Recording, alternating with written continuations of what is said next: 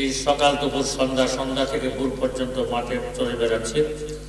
আপনাদের প্রত্যেকটা জায়গায় যেখানে যাচ্ছি আল্লাহর রহমতে প্রত্যেকে মন ভরে ভালোবাসা দিচ্ছে, আলহামদুলিল্লাহ। মন ভরে যেখানে যাচ্ছি মন ভরে যাচ্ছে।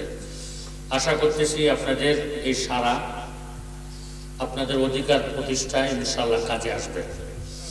আমরা মাঠে কেন আসলাম, ওনারা বলেন হুজুর তো মসজিদ মাদ্রাসায় ভালো ছিল, এখানে কেন আসলো?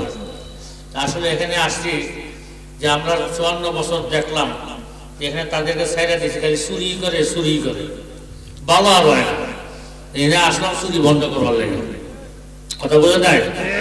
যারা বলে হুজুর রাজনীতি কেন আসলো, যে আমরা আসলাম না তো যখন রাজনীতিতে চুরি বন্ধ করো না, এই দেশের মানুষের কোনো উন্নয়ন করে না, দেশের সুশে খাইতেছ, এটা দেখতে দেখতে কষ্ট হইতে হইতে এখন মাঠে আসছি চুরি বন্ধ করবা, সন্ত্রাসী চাঁদাবাজি বন্ধ করবা। কি বলেন?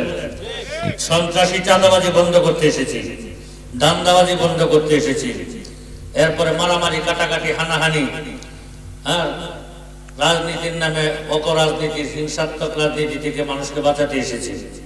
আমরা আশা করি আমরা যদি পাশ করি, আমাদের দল যদি ক্ষমতায় যায়, এই দেশে আর কখনো অপসংস্কৃতি, যেটা অপোজিটিভ দলকে বিভিন্ন রাজনৈতিক মামলা দিয়ে হয়রানি করা হয়, আমার বাংলাদেশের কালচার হয়ে গেছে। আওয়ামী লীগ গেলে বিএনপির নামে, বিএনপি গেলে আওয়ামী লীগ নামে, আর এক দল গেলে আরেক দল ফলায় থাকে, আরেক দল গেলে আরেক দল ফলায় থাকে। তার কারণ আমরা এটা চাই না।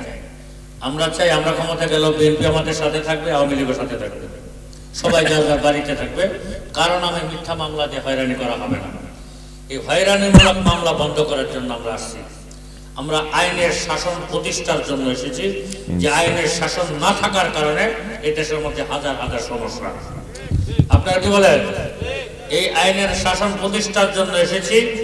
আইনের শাসন প্রতিষ্ঠা করলে এই দেশের মারামারি কাটাকাটি হবে না, খুন খারাপি হবে না, চুরি ডাকাতি হবে না, হাইজাক ছিনতাই হবে না, রাহাজানি হবে না, ইফতিজিং হবে না, দর্শন নারী দর্শন হবে না, 100% অপরাধ বন্ধ হয়ে যাবে। গাঞ্জা আর মদও চলত না। কি বলেন? গাঞ্জা খোলা যদি আমার সাথে রাগ করে, কিছু করার নাই। মদ খোলা যদি রাগ করে, আমার কিছু করার নাই। কি বলেন? আরেকটা কাজ হবে, এই দেশের যুবক যারা বেকার আছে এদের চাকরির একটা ব্যবস্থা ইনশাআল্লাহ হবে। গত 54 বছরে যুবক ছেলেদের চাকরির ব্যবস্থা চিন্তা কেউ করে নাই, করছে? ওই সমস্ত ছেলেদেরই চাকরি হয়েছে বেশিরভাগ, যার দুলাভাই সরকারি বড় ক্ষমতায় ছিল, নাহলে খালু মামু ছিল, হ্যাঁ, যাদের টাকা ছিল পয়সার বিনিময়ে। একটা পিয়নের চাকরি ওনাকে 10-15 লাখ টাকা দিয়ে নিয়েছে, আমি শুনছি। হ্যাঁ, একটা পিয়নের চাকরি ওনাকে 10-15 লাখ টাকা নিয়েছে। এই সুদ ঘুষের বাণিজ্য বন্ধ করার জন্য আমরা এসেছি। যার যার যোগ্যতা অনুযায়ী চাকরি নেবে, যেখানে যেখানে পোস্ট খালি থাকবে সেখানে চাকরিতে ঢুকবে। এই দেশে আর অপরাজনীতি এই দেশে রাখতে চাই না আমরা। আপনার পাশে থাকবেন আমাদের ইনশাআল্লাহ। অপরাজনীতি যদি এই দেশে চলে, গত 54 বছর যা দেখছেন আগামীতে তা দেখবেন, বা আরো বেশি দেখবেন, কমবে না। আর যদি আপনারা সতর্ক হয়ে 1 বছর একবার দেখার জন্য এই 10 দলকে ভোট দেন, 10 দল যদি ক্ষমতা যায়, আগামী 100 বছর আর অপসংস্কৃতি ফিরে আসবে না ইনশাআল্লাহ। আমরা 5 বছরে এই দেশের মানুষের রুহানি থেকে শুরু করে সর্বস্তরে কাজ করে মানুষকে মানুষ হওয়ার শিক্ষা দিয়ে যাব, যে শিক্ষা তাদের দীর্ঘদিন চলবে ইনশাআল্লাহ। আর আপনাদের কাছে ভোট দেওয়ার জন্য এখন নতুন নতুন ফোন দিয়ে অনেকেই আসতেছে। কেউ ফ্যামিলি কার্ড নিয়ে আসবে, কেউ বেকার ভাতা নিয়ে আসবে, আসবে না? আসছে কিনা জানি না। সাবধান, এই দেশে 20 কোটি মানুষ, ফ্যামিলি প্রায় 5 কোটি। 5 কোটি কার্ড দেওয়া আর কার্ড দিয়ে টাকা দেওয়া, কারো বাবার সাধ্য নাই। এগুলো শুধু ধোঁকা দেওয়া, এই জন্য বাউতাবাজি। এগুলো 5 কোটি ফ্যামিলিকে টাকা দেওয়ার সাধ্য আছে? বলেন, কয় টাকা করে দিবে? 50 টাকা করে দিবে। 50 টাকা করে দিলে কত কোটি হবে? 100 টাকা দিবে, 100 টাকা দিলে কত কোটি হবে? আবার এই যদি কোন যে 5,000 10,000 দিব, তাহলে এটা বাংলাদেশের সরকারের শক্তি নাই আপনাদেরকে 5,000 10,000 দেওয়ার। এই জন্য এগুলো ধোঁকাবাজি। আবার যুবকদেরকে বেকার ভাতা দিবে। যুবকদের বেকার ভাতা দেওয়ার অর্থ হলো যুবকদেরকে পঙ্গু আর কি বলেন? যুবকদেরকে বেকার ভাতা দেওয়া মানে কি? যুবকদের কর্মক্ষম যুবকদের কর্ম থেকে বিমুখ করা।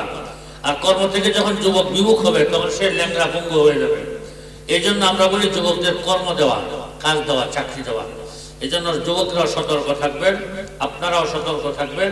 এই দেশ স্বাধীনতার পরে ভালো মানুষের ছোঁয়া পায় নাই, ভালো মানুষের দেখা পায় নাই, যে কারণে দেশের উন্নতি হয় নাই, রাস্তাঘাট হয় নাই, হ্যাঁ, স্কুল কলেজ পর্যাপ্ত পরিমাণ হয় নাই, মাদ্রাসা মসজিদে তো হিসাবই নাই।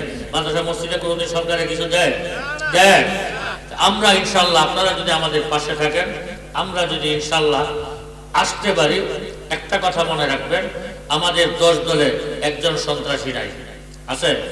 আমাদের 10 দলে একজন সন্ত্রাস চাঁদাবাজ নাই। অতএব আমার বায়ান স্যারেও কেউ সন্ত্রাস না, চাঁদাবাজ না। আমার বায়ান স্যারে কেউ চাঁদাবাজি করেন? তাহলে নির্দ্বিধায় ভোট দিবেন। ইনশাল্লাহ ওয়াদা দিচ্ছি, প্রতিশ্রুতি দিচ্ছি, সরকারি বরাদ্দের একটা টাকা কাউকে চুরি করে খেতে দেব না, ইনশাআল্লাহ। 100% টাকা যদি আমরা 5 বছর এই ফুলপুর তারাকান্দার উন্নয়ন করি, জগজগ করবে থানা, জগজগ করবে ইনশাআল্লাহ। এই যে পৌরসভা ফুলপুরের না ভিতরে এই রাস্তা আছে, ছোট্ট ছোট্ট রাস্তা, অলিগলি, পৌরসভা এমন থাকে। আমরা আশা করি পৌরসভা যদি ফুলপুর হয়, তারাকান্দা পৌরসভা করব, পূর্ব তারাকান্দা পৌরসভা করে দুইটার সমানভাবে উন্নয়ন করব। 2টা হাসপাতাল 2 জায়গা আছে, হাসপাতালগুলো সুন্দর করব, 100 বেডে উন্নীত করব। গরিব দুঃখী অসহায় মানুষ যেন 100% 24 ঘন্টা চিকিৎসা সেবা পায়। এই চিকিৎসার জন্য ময়মনসিংহ নেওয়া না লাগে, ঢাকা না যাওয়া লাগে, গরিব যেন বিনা পয়সার চিকিৎসা ব্যবস্থা করব। আল্লাহ পাক যদি সহায় থাকেন, আপনার যদি পাশে থাকেন, আল্লাহ যদি কল্যাণ এবং মঙ্গল কামনা করেন, আল্লাহ যদি গন্তব্যে পৌঁছান, ইনশাআল্লাহ আপনাদের সাথে ছিলাম, আছি, থাকবো। আল্লাহ পাক আমাদেরকে কামিয়াবি দান করুন, সবাই বলুন আমিন। আসসালামু আলাইকুম ওয়া রাহমাতুল্লাহি ওয়া বারাকাতুহু।